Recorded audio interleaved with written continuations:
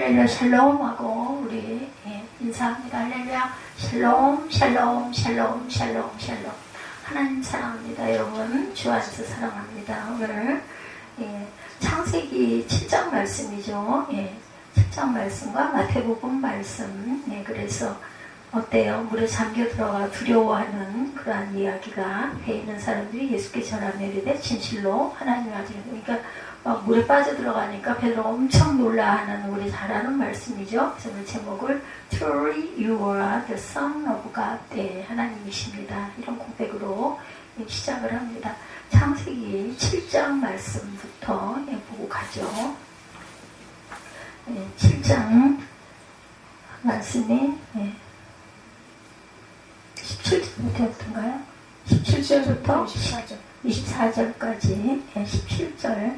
홍수가 땅에 40일 동안 계속된지라 물이 많아져 방주가 땅에 떠올랐고 물이 더 많아져 땅에 넘치매 방주가 물 위에 떠다녔으며 물이 땅에 더욱 넘치며 천하의 높은 산에 다 잠겼더니 물이 불어서 15규빗이나 오르니 산들이 잠긴지라. 땅에 움직이는 생물이 다 죽었으니 곧 새와 가축과 들짐승과 땅에 기는 모든 것과 모든 사람이라. 육지에 있어 그 코에 생명의 기운의 수분이 있는 것은 다 죽었더라. 지면의 모든 생물을 쓸어버리시니 곧 사람과 가축과 기는 것과 공중의 새까지라. 이전 땅에서 쓸어버림을 당하였을 때 누가 오직 노아와 그와 함께 방주에 있던 자들만 가족만 남았어요. 그죠? 8 식구가 남았습니다. 마태복음 말씀 너무 잘 아는 말씀이죠. 14장 25절부터 33절까지 마태복음 14장 25절에서 33절. 밤사경에 예수께서 바다 위로 걸어서 제자들에게로 오시니 제자들이 그가 바다 위로 걸어오심을 보고 놀라 유령이라 하며 무서워하여 소리지르거늘 예수께서 즉시 이르시되 안심하라. 내니 두려워하지 말라. 베드로가 대답하여 이르되 주여 만일 주님이시거든 나를 명하사 물 위로 오라 하소서 하니 오라 하시니 베드로가 배에서 내려 물 위로 오르서 예수께로 가되 바람을 보고 무서워 빠져가느니라. 소리질러 이르되 주여 나를 구원하소서 하니 예수께서 즉시 소리를 내밀어 그를 붙잡으시며 이르시되 믿음이 작은 자여 왜 의심하느냐 하시고 배에 함께 오름에 바람이 그치는지라. 배에 있는 사람들이 예수께 전하며 이르되 진실로 하나님의 아들이로소이다 하더라. Truly you are the Son of God. 하나님의 아들이시다. 세계 곳곳에 고대 출처를 둔 많은 홍수 이야기들이 있어요. 홍수 설화라는 것이 있다라는 거죠. 많은 홍수 이야기.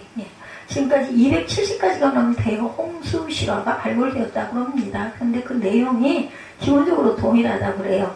인류 최초의 서사시라 할 수 있는 바벨론의 길가메시 서사지, 19세기 중반 니느웨의 대도서관 유적지에서 발견되었는데 거기서 나오는 홍수 이야기가 성경에 내는 노아 홍수 사건과 비슷하다고 그러네요. 신이 홍수로 인류를 멸하기로 결정하셨어요. 그래서 주인공인 길가메시 왕에게 홍수 사건을 미리 알려주고 그에게 방주를 지어라고 명령을 했던 홍수 설화입니다. 이 이야기는 주인공만 구원받고 다른 모든 생물들은 홍수로 다 죽는다는 이야기래요. 홍수가 끝난 후에 새를 내보내어 방주 밖의 상황을 알아봅니다.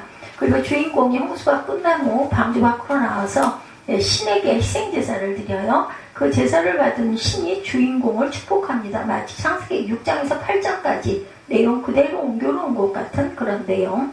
더구나 고대 바벨론이나 중군동의 서사시들이 성경보다 먼저 쓰여졌다고 합니다. 그래서 자유신학자들은 성경의 홍수 이야기는 바벨론의 서사시를 베낀 것이다 이렇게 주장하지만 추측일 뿐이죠. 노아 홍수 사건을 포함한 모세 오경이 기록된 시기는 주전 1400년에서 1500년경, 고대 바벨론 홍수 설화는 1600년에서 1800년경에 쓰여졌습니다. 그런데 진짜 홍수가 일어난 것은 그보다 수천 년 전의 일이죠. 그 홍수 이야기는 노아의 자손 셈과 함과 야벳 그리고 그 후손들의 입을 통해서 전해 내려져 왔을 것인데 그것이 부정확하지만 고대 바벨론 설화에 기록이 됩니다. 그러다가 하나님께서 모세를 통해서 성령의 감동으로 정확하게 그 사건을 기록해 놓은 것이 창세기에 나오는 홍수 이야기다. 그것이 그리스도인들이 성경을 바라보는 관점이라는 것. 미시간주에서 발견된 이 석판은 모두 5부문으로 되어 있는데 인디언들이 새겼다고 그래요. 성경의 홍수 사건을 아주 세세하게 생생하게 정확하게 묘사하고 있다고 합니다. 궁창의 물로 인해 일그러진 태양, 물속에 빠져 아우성치는 사람, 비가 내린 40주야를 상징하는 40칸의 네모난 그림들, 나뭇잎을 문채 날고 있는 새, 배 옆에서 하늘을 향해 경배를 올리고 있는 4명의 남자, 배로부터 한 쌍씩 나오고 있는 동물, 현재의 둥근 태양, 무지개 등은 노아 홍수에 대한 성경의 기록을 아주 정확하게 반영하고 있다고 합니다. 세계 도처에서 홍수설화들이 있다는 것은 대홍수가 중근동 일부 지역에서만 일어난 것이 아니라 전 지구적인 현상이라는 것을 보여준다고 그러죠. 물이 불어난 과정을 적은 창세기 7장도 노아 홍수가 분명히 전 지구적인 홍수였음을 해석하고 있어요. 천하의 높은 산들이 다 잠겼고, 7장 19절이죠. 7장 19절, 아까 저희들이 읽었죠. 물이 땅이 더욱 넘치네 천하의 높은 산이 다 잠겼더니 이렇게 증거하고 있죠. 그리고 땅 위에 움직이는 생물들이 다 죽었으며, 21절에 그렇죠. 땅에 움직이는 생물들이 다 죽었으니 곧 새와 가축과 들짐승과 땅에 기는 모든 것과 모든 사람이라. 육지에 있어 그 코에 생명의 기운이 숨어있는 것은 다 죽었더라. 모두 다 죽었습니다. 22절에 증가합니다. 땅에 있는 모든 생물을 다 쓸어버리셨다. 23절에 물이 오직 노아와 그와 함께 방주에 있던 자들만 남았다. 그래서 물이 150일을 땅에 넘쳤더라. 이렇게 끝이 납니다. 19세기 후반에 중국 내일선교에 크게 공헌을 한, 여러분들 아실 거예요. 허드슨 테일러가 전도를 할 때 사용한 방법 중에 하나가 한자 풀이였다고 그래요. 배라는 글자, 그것을 3개로, 그 입구자랑 그 앞에 팔자가 이렇게 써가지고 배를 만들어서 이것을 보면 중국 사람들에게도 홍수 이야기가 전해 내려온 것을 알 수가 있어요. 홍수의 시작, 죄악이 온 세상에 뒤덮었고 하나님이 창조하신 아름다운 세상이 인간의 부패와 포악함으로 얼룩집니다. 하나님은 이 세상에 숨을 쉬고 있는 모든 생물을 멸절시킬 것이다 라고 선언하시죠. 6장 17절에 증거합니다. 창세기. 내가 홍수를 땅에 일으켜 무릇 생명의 기운이 있는 모든 육체를 천하에서 멸절하리니 땅에 있는 것들이 다 죽으리라. 그러나 하나님은 120년이라는 유예 기간을 두셨어요. 그것은 인생에게 다시금 하나님께 돌아오라는 은혜의 기간이었다. 이는 또한 인간들의 심판에 대한 변명의 여지가 없는 일이기도 했습니다. 노아는 하나님의 명령대로 방주를 짓는 일에 전념합니다. 사람들의 타락 속에서도 노아는 하나님의 언약을 굳게 믿고 하나님의 명하신 대로 방주를 짓죠. 그 과정이 얼마나 힘들었을까? 120년 동안. 그때는 비가 없을 때라고 합니다. 그러니 얼마나 대단한 믿음이겠어요. 그렇죠? 지금처럼 장비가 좋았을 리도 없었고 사람들의 반대와 조롱을 견디기 어려웠을 거예요. 마침내 방주를 지었을 때 하나님은 노아에게 너와 내 온 집은 방주로 들어가라. 이 세대에서 내가 내 앞에 의로움을 내가 보았습니다. 7장 1절에 이렇게 말씀합니다. 야훼께서 노아에게 이르시되 너와 내 온 집은 방주로 들어가라. 이 세대에서 내가 내 앞에 의로움을 내가 보았습니다. 1절입니다. 7장. 그리고 나서 하나님은 지금부터 7일이면 내가 40주야를 땅에 비를 내려 내가 지금 모든 생물을 지면에서 쓸어버리겠다고 7장 4절에 말씀하고 계세요. 우리 앞부분 안 읽었으니까 보고 가죠. 야훼께서 노아에게 이르시되 너와 내 온 집은 방주로 들어가라. 이 세대에서 내가 내 앞에 의로움을 내가 보았습니다. 너는 모든 정결한 짐승은 암수 7씩, 부정한 것은 암수 2씩을 내게로 데려오며 공중의 새도 암수 7씩을 데려와 그 씨를 온 지면에 유전하게 하라. 지금부터 7일이면 내가 40주야를 땅에 비를 내려 내가 지금 모든 생물을 지면에서 쓸어버리리라. 홍수 당시 노아의 나이 600세였어요. 노아와 그 7 식구가 방주에 들어간 후 짐승들이 노아에게 나와 방주에 들어갑니다. 정결한 짐승은 암수 7씩, 부정한 것은 암수 2씩, 2절에 증거하죠. 6장 20절에 암수 2쌍이라고 하셨는데 7장에서는 7쌍이라고 합니다. 성경이 이것이 왜 이런 모순이었을까? 홍수가 끝난 후 정결한 짐승을 잡아 하나님께 번제를 드리기 위함이었다. 8장 20절에 증거하고 있습니다.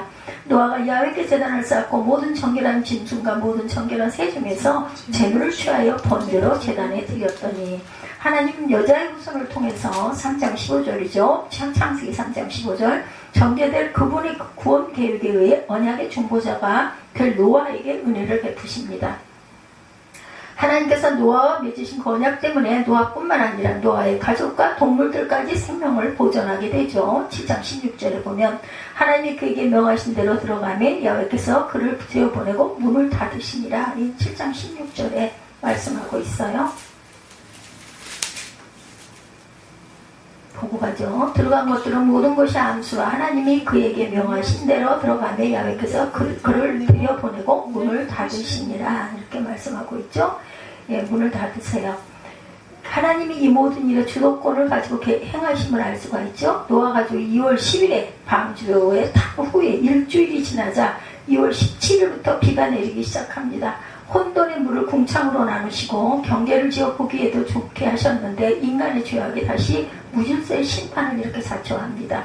하나님은 궁창 아래의 물과 궁창 위의 물을 다시 한데 모이게 하여 큰 홍수를 일으키셔요. 큰 기품의 샘들이 터지며 하늘의 창문들이 열려 40주야를 비가 땅에 쏟아집니다. 우리 조금만 한두 시간만 두세 시간만 이거 장대비가 내리면 어떻게 되든가요? 도로가 막 물이 이렇게 막 잠겨서 그죠? 차가 물속을 막 가르고 가는 거 무서울 정도인데 40주야를 비가 쏟아졌으니 얼마나 대단했겠어요.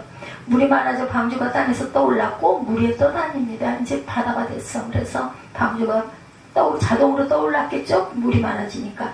물이 땅에 더욱 넘치니까 높은 산보다 15규빗이나 더 올라 모든 땅이 물에 잠겼고 물이 150일간 땅에 넘쳐납니다. 홍수 전에는 에베레스트 산과 같은 높은 산은 없었을 것이고 지금보다 비교적 아마 평탄했을 것 같아요. 그런데 지하수가 빠진 상태에서 하늘에서 쏟아져 내린 물과 함께 온 세상을 뒤엎은 물의 압력이 얼마나 대단했겠는가. 그 결과 엄청난 지각병동이 일어나 지금과 같이 높은 산이 솟아나고 깊은 골짜기가 생겼을 것이다. 온 땅을 덮은 물로 인해 땅과 하늘에 숨쉬는 것들은 사람과 가축과 기는 곳과 공중의 새까지 모두 다 죽었고 오직 노아와 그와 함께 방주에 있던 자들만 남았더라.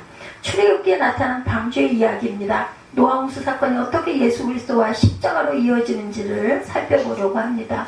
노아가 그 7명의 가족의 짐승들과 함께 방주에 탔어요. 방주는 히브리어로 테바, 영어로는 아크이죠. 네, 진육면체 상자를 의미합니다. 방주. 더 숨길 수 없게 되매 그를 위하여 갈대 상자를 가져다가 엽청과 나뭇잎을 지나고 아기를 거기 담아 나일강과 갈대 사이에 두고 출애굽기 2장 3절 모세의 이야기죠. 모세가 태어날 당시 바로가 히브리 사람들의 번성을 막기 위해서 산의 아이들을 모두 죽이라고 명령합니다. 모세의 부모는 모세를 참아 죽일 수 없어서 엽청을 취한 갈대 상자에 모세를 넣어 나일강 위에 띄우죠. 모세는 다른 히브리 사내 아이들과 함께 저주의 물에 빠져 죽어야 됐었어요. 당시 애굽에서 태어나는 히브리 사내 아이들의 운명은 반드시 죽어야 하는 죄인들의 운명을 상징적으로 보여줍니다.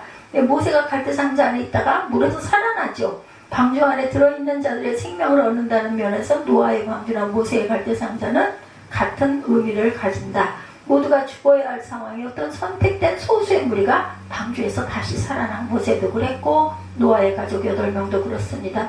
노아 홍수 사건과 모세 구출 사건에서는 하나님의 백성들을 품어 저주의 물로부터 구원해내는 것이 방주였는데 홍해 사건에서는 하나님의 백성을 구원해내는 것이 방주에서 사람으로 바뀌었어요. 홍해 또한 범죄한 죄인이 빠져 죽어야 하는 저주와 심판의 바다를 상징하죠. 출애굽 때 세상 사람들을 상징하는 애국 군대가 이스라엘 백성들을 추격해서 홍해에 뛰어들었다가 어떻게 됐어요? 모두 다 빠져 죽죠. 그런 똑같이 바다에 들어가고도 빠져 죽지 않고 그 바다를 마른 땅처럼 걸어서 건넌 사람들이 있죠. 그들이 바로 하나님이 선택하신 이스라엘 백성들이다. 우리가 너무 잘 아는 말씀이에요. 고린도전서 10장 1절에서 4절입니다. 형제들아 나는 너희가 알지 못하기를 원하지 아니하노니 우리 조상들이 다 구름 아래에 있고 바다 가운데 지나며 모세에게 속하여 다 구름과 바다에서 세례를 받고 다 같은 신령한 음식을 먹으며 다 같은 신령한 음료를 마셨으니 이는 그들을 따르는 신령한 반석으로서 마셨음에 그 반석은 누구? 곧 그리스도시니라 이렇게 증거하고 있습니다. 바울은 의도적으로 이스라엘 역사의 신약시대 신앙 개념들인 그리스도의 세례, 성찬 등에 적용되는 표현을 대입시켜서 읽습니다. 출애굽한 백성이 신약교의 예표다 이렇게 얘기하고 있어요. 홍해를 건널 때 애국 군대를 막아 이스라엘에게 다가오지 못하게 했던 구름 기둥과 또한 그들이 건너 갈라진 홍해를 세례식의 물로 비유를 합니다.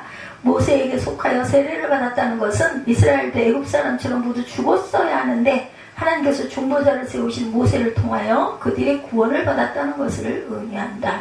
이것은 하나님의 백성이 장차 그리스도 안에서 세례를 통해 구원에 들어가는 것을 예표합니다. 그래서 세례는 선악과를 따먹은 옛사람이 죽고 하나님의 은혜로 생명나무 열매를 먹은 사람이 살아나는 사건이죠. 우리도 모두 다 침례 세례 받았습니다. 물에 들어갈 때 그리스도와 함께 옛사람이 죽고 물에서 우리가 나오잖아요. 이렇게 주저앉았다가 나오죠. 의식에서 나올 때 그리스도와 함께 새 사람으로 나온다. 이 의미를 꼭 기억하고, 그래서 얼결에 세례받은 사람은 다시 한번 나중에 은혜 받고 그러고 나서 다시 세례를 받을 때 그 마음으로 물에 잠겼다 올라오죠. 신학적인 모세는 오실 메시아를 예표하는 인물이다. 신명기 18장 15절입니다. 내 하나님 야훼께서 너희 가운데 내 형제 중에서 너를 위하여 너와 같은 선지자 하나를 일으키시리니 너희는 그의 말을 들을지어다. 이렇게 말씀합니다. 또한 요한복음 6장 14절입니다. 그 사람들이 예수께서 행하신 표적을 보고 말하되 이는 참으로 세상에 오실 그 선지자라 하더라. 이렇게 말하죠. 성경은 하나님의 계시를 점진적으로 그리고 점층적으로 보여줍니다. 노아의 방주, 모세의 갈대상자, 출애굽 시의 홍해 사건이 예수 그리스도와 복음으로 연결이 되죠. 방주와 그리스도입니다. 오늘 제목이기도 해요. 방주와 그리스도가. 마태복음에도 모든 죄인들이 빠져 죽어야 하는 저주의 물에 빠지지 않고 그 물 위로 걸어서 풍랑에 빠져 죽어야 할 제자들을 건져내시는 분의 예수 그리스도 이야기, 아까 14장 말씀이죠. 예수가 물 위를 걸으신 사건은 복음서에 공통적으로 오병이어 사건 뒤에 다 나옵니다. 예수께서 떡을 떼셨던 오병이어 사건과 물 위를 걸은 사건은 같은 메시지를 담고 있음을 보여줘요. 오병이어의 이적을 통해서 배불리 먹었을 때 빈들에 모인 무리는 행복했겠죠. 얼마나 행복했겠어요. 지금으로 비교할 수가 없죠. 그때 얼마나 먹을 것이 귀했는데, 지금이야 떡 생각만 하면 잠깐 몇천 원 가지면 먹을 수 있지만 그때는 아니죠. 떡이 아주 귀했죠. 근데 예수님을 통해서 나타난 하나님의 능력을 보고 하나님께 영광을 돌리기는커녕 도리 엉뚱한 일이 벌어지죠. 요한복음 6장 14절입니다. 예수의 행하신 이 표적을 보고 말하되 이는 참으로 세상에 오실 그 선지자라. 저희가 와서 억지로 잡아 임금 삼으려는 줄을 아시고, 예수님이 아셨어요. 원대로 배불리 먹게 해주었더니 예수님을 자기들의 당면 문제를 책임질 수 있는 분이다. 이런 기대를 걸게 됩니다. 예수님을 도리어 자기들의 왕으로 삼으려고 하죠. 예수님은 무리처럼 쓸데없는 생각을 갖지 않도록 제자들을 먼저 배에 태워 보내시고 무리를 서둘러 해산시킵니다. 그리고 산으로 기도하러 올라가시죠. 주님은 당신의 살과 피로 죄인들을 살리려 이 땅에 오신 것이지 그들이 원하는 세상에 떡을 주시기 위해서 오신 것은 아니다. 주께서 당신의 택한 백성들에게 주고자 하신 것은 하늘의 생명인 영생이었습니다. 제자들이 갈릴리 바다를 건너가고 있을 때 갑자기 큰 바람이 불고 파도가 일어나죠. 절대 위기의 상황에 제자들은 자기들의 힘을 의지하여 열심히 노를 젓습니다. 그런데 풍랑은 더욱 기세가 커지죠. 어부로 잔뼈가 굵은 제자들조차 경험해보지 못한 아주 심한 풍랑이 일어납니다. 제자들이 풍랑 속에 헤매는 그 시간에 예수님은 모든 것을 하나님께 맡긴 채 기도하고 계셨죠. 그러면서 예수님은 제자들이 힘겹게 놓쳤는 것을 보십니다. 마가복음 6장 48절에 증거됩니다. 예수께서 풍랑에 시달리는 제자들을 구원하기 위해 험한 바다 위를 걸어 제자들이 있는 곳까지 찾아오세요. 그때가 밤 사경쯤입니다. 사경은 오전 3시에서 6시 사이로 이른 새벽, 어쩌면 뿌옇게 계절에 따라서 헌하게 동이 틀 수도 있는 그런 시간. 제자들이 이미 해가 져서 어두울 때 배를 탔으니 늦게 자고도 오후 8시나 9시는 되었을 텐데 적어도 7, 8시간을 배에 있었던 거죠. 오병이어로 5,000명을 먹이신 사건을 통해서 예수님이 누구신지를 알았더라면 무리를 걸어오시는 예수님을 보며 제자들이 두려워하지 않았을 것인데, 예수님이 거센 풍랑으로 인해 혼돈의 상태인 바다 위를 걸으시면서 제자들을 향해 매니 두려워하지 말라라고 말씀하시므로 당신이 하나님이심을 선포합니다. 매니라고 번역된 에고 에이미, 여러분들 잘 아시죠? 에고 에이미, 예수님이 하나님이시며 메시아이심을 선포하는 표현이에요. 에고 에이미, 내다, 나는 나다, who I am, 이 말과 같은 말이죠. 그의 바다를 잔잔하게 하셨고 혼돈 상태의 바다와 같은 제자들의 두려움도 잔잔하게 됩니다. 이런 혼돈 가운데 있는 세상의 수면 위로 운행하신 하나님의 영, 창세기 1장 2절이죠. 그것을 떠올리게 합니다. 예수님은 혼돈된 세상에 오셔서 혼돈을 잠재우시고 새 창조를 이루는 하나님으로 이렇게 묘사가 되죠. 이제 베드로가 예수님에게 자기도 무리를 걸어오게 달라 이렇게 요청을 하죠. 굉장히 베드로는 열성적인 사람인 것만은 사실인 것 같아요. 그런 잠깐이지만 실제로 물을 걸은 사람은 베드로 하나밖에 없다 그러죠. 그러나 그의 믿음은 주변 환경에 의해서 쉽게 영향을 받고 흔들립니다. 올라서서 진짜 걸었는데 풍랑이 너무 무서우니까 생각하면서 그냥 발이 물속에 빠져드는 거. 여러분도 아마 그 경험해 보셨을 거예요. 겁내다 보면 무슨 좋지 않은 현상이 일어나죠. 그래서 이내 물에 빠집니다. 예수님은 베드로의 이런 믿음을 작은 믿음이다 이렇게 규정합니다. 작은 믿음으로 번역된 단어 마태가 여러 차례 사용하셨어요. 16장 8절, 17장 20절. 불충분한 믿음을 뜻하기보다는 불신을 뜻합니다. 믿음이 충분치 않다는 것보다는 믿지 않음. 예수님은 베드로의 불신앙을 지적하며 왜 의심하느냐 물으시죠. 의심하다로 번역된 디스타조, 문자적으로는 둘로 나뉘다 라는 뜻을 갖고 있어요. 언어 디스타조. 진정한 믿음은 마음을 하나로 모아 예수께 집중하는 것을 뜻합니다.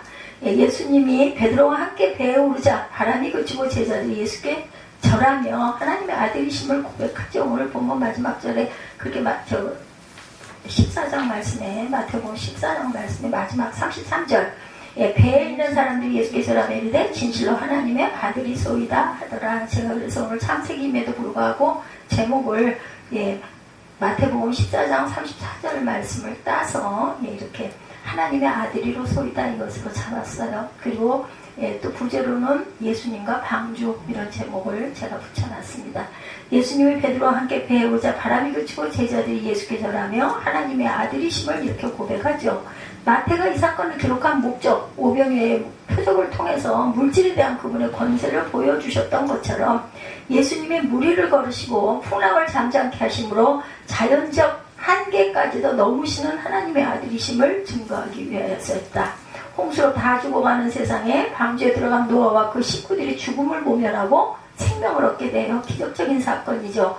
방주는 세상과 함께 저주의 물에 빠져 죽어야 할 하나님의 백성들을 품에 안으시고 그 심판과 저주를 대신 받으심으로 물에 빠져 돌아간 예수 그리스도를 예표합니다.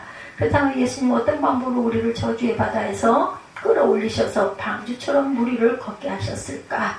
누가복음 12장 50절입니다. 나는 받을 세례가 있으니 그것이 이루어지기까지 나의 답답하니 어떠하겠느냐 이렇게 말씀합니다. 자기가 죽을 십자가를 지실 그 세례 이것을 여기서 상징하고 있어요. 예수께서 십자가의 세례를 받으시면 우리가 구원을 받게 되어 있습니다. 저주의 바다 속에 우리를 살려내기 위해 예수님의 저주의 바다 속에 빠져 죽었어요. 예수는 우리 대신에 죽으셨기에 우리는 방주에 탄 자들이 되었다. 누구처럼? 노아의 8 식구처럼. 그것이 바로 방주 이야기가 전하는 메시지입니다. 우리가 홍수와 풍랑을 피해 죽음을 모면하는 길은 노아와 같이 예수님을 믿는 믿음밖에 없다라는 것. 그래서 제가 홍수 실화, 설화 이렇게 해서 이야기를 조금 풀어서 알려드렸어요. 노아의 홍수는 복음의 메시지를 담고 있죠. 방주, 갈대상자, 모세, 홍해를 마른 땅처럼 건너나온 이스라엘 출애굽, 무리를 걸으신 예수님의 스토리가 다 연결이 됩니다. 예수 그리스도가 다시 오실 때 불시판을 받게 된 말세를 살고 있는 우리는 어떠한 삶을 과연 살아가야 할 것인가? 첫째, 노아와 같이 의인이 되어야 하겠죠. 방주에 들어가라는 말씀은 노아에게 주신 구원 명령입니다. 노아는 명하신 대로 다 준행하죠. 하나님은 노아가 구원받을 이유가 노아의 의 때문이다 이렇게 말씀하세요. 물론 노아의 의가 그 자신에게서 나온 것이 아니죠. 하나님의 계시 없이 인간 스스로 옳은 길을 깨달아서 선을 행할 수는 없어요. 하나님은 아담의 불순종 이후로 계속해서 살 길을 보이셨고 노아는 하나님께 믿음으로 반응하여 의인의 길, 옳은 길에 서 있었습니다. 하나님은 노아가 부패와 포악함이 가득한 세대를 따르지 않고 하나님 앞에서 의롭게 산 것을 인정하시고 노아와 그의 가족들을 방주로 들어가게 하셔서 홍수 심판에서 구원하셨죠. 지금도 우리가 지은 죄를 통해 주변까지 나쁜 영향이 미치는 일들이 많이 있어요. 우리부터 변해야 가정이 변하고 교회가 변하고 세상이 변한다라는 것. 지금도 하나님은 온 땅을 두루 감찰하시면서 노아와 같은 의인 보기를 원하세요. 그들과 더불어 일하기를 원하시는 하나님 기다리시죠. 우리도 하나님의 뜻을 기다리지만 하나님도 우리를 그렇게 열심히 바라보고 기다리고 오래 참고 계신다. 성도의 의로움은 오직 하나님의 의이신 예수 그리스도를 믿을 때 가능하다. 믿음으로만 우리가 구원을 받을 수 있죠. 여전히 부족하지만 우리가 믿을 때 하나님은 우리를 의롭다고 칭해주세요. 그래서 우리는 구원의 방주이신 그리스도 안으로 들어가야 한다. 방주 안. 그죠? 믿음의 집 안으로 들어. 어디입니까? 교회죠. 노아와 같이 의를 또한 전파해야 합니다. 구원 명령 또한 선교 명령이다. 노아는 하나님의 말씀에 순종하여 방주를 지었을 뿐 아니라 하나님의 뜻을 또한 짓고 나서 전파해야 돼요. 그죠? 하나님의 철저한 심판과 구원이 대조되어 있어요. 떠올랐다 떠다녔다 17절 18절에 계속 말하죠. 다 잠겼다 19절 20절 다 죽었다 21절 22절 쓸어버리셨다 땅에서 쓸어버림을 당하였다 23절 그리고 남았다라고 얘기하는 23절에 나오지. 하나님은 죄에 대해서 철저히 심판하시지만 하나님의 말씀에 순종하는 자들에게는 구원의 은혜를 베푸셨다. 앞으로 노아의 홍수 심판 때보다 더 무서운 심판의 날이 예고되고 있음에도 노아 시대처럼 죄의 강림 약속을 조롱하는 자들이 많다. 하지만 그날이 되고 문이 닫히면 기름을 충분히 준비하지 못한 어리석은 자녀들이 문을 열어달라고 해도 내가 너희를 정녕 알지 못하노라 하셨듯이 마태복음 25장 10절에서 12절이죠. 기회는 더 이상 없을 것이다. 아직 은혜의 시대인 지금 주님의 경고를 듣고 주님을 경외하는 삶으로 돌이켜서 온전하게 주님을 믿고 의지하며 예배하고 가야 되겠죠. 또한 행함으로 실천하고 가고 주변의 내 가족들을 가장 가까운 내 이웃을 변화시키고 구원해야 합니다. 다른 이들과 같이 자지 말고 오직 깨어 근신할지라는 주님의 말씀을 기억하면서 다시 오실 주님의 오심을 우리는 또한 준비해야 된다.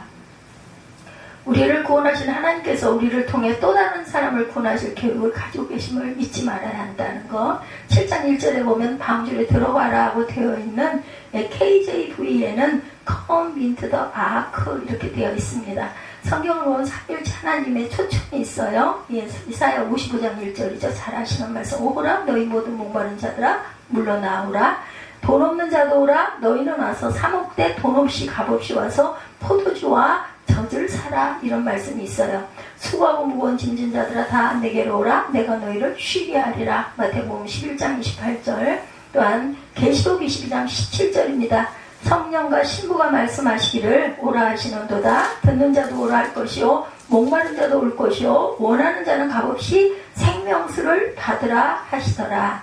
교회에서 우리들이 분명한 구원의 확신을 가지도록 1대1 양육에 초청들을 많이 해요. 각 교회들을 보면.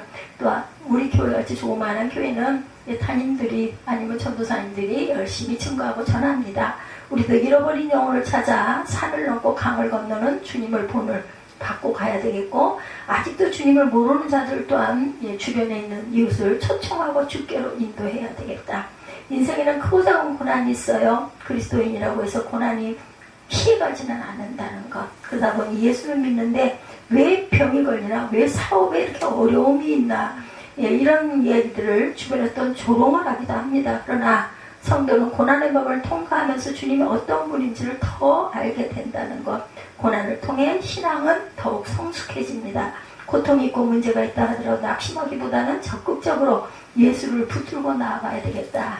아들이라도 아끼지 않으시고 우리에게 내어주신 하나님이 우리를 돌보시고 우리의 기도를 듣고 계신다는 것. 이제 우리는 우리가 원하는 길이 아닌 주님이 원하시는 길을 걸을 줄 알아야 되겠다.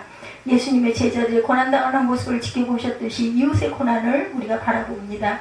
예수님의 제자들이 찾아오시듯이 이웃에게 우리가 또한 찾아가 전해야 됩니다. 행함으로, 그렇죠, 도움으로, 따뜻함으로 채워주면서 보여줘야 되겠죠. 예수님의 제자들을 말씀으로 위로하듯이 말씀으로 이웃을 위로해주고 예수님의 바람으로 잔잔케 하시듯이 이웃에게 구체적인 도움 또한 줄 아는, 어떤 상황에서도 내니 두려워하지 말라는 주님의 말씀을 붙들고 풍랑 속에서 방주를 탄 자로 담대하게 믿음의 항해를 꿋꿋하게 씩씩하게 해가시는 저와 여러분들이 되시기를 주님의 이름으로 축복합니다. 오늘 Truly You are the Son of God 이런 제목, 방주와 예수 그리스도라는 제목으로 창세기 7장 17절에서 24절, 마태복음 14장 25절에서 33절 함께 우리가 살펴보았습니다.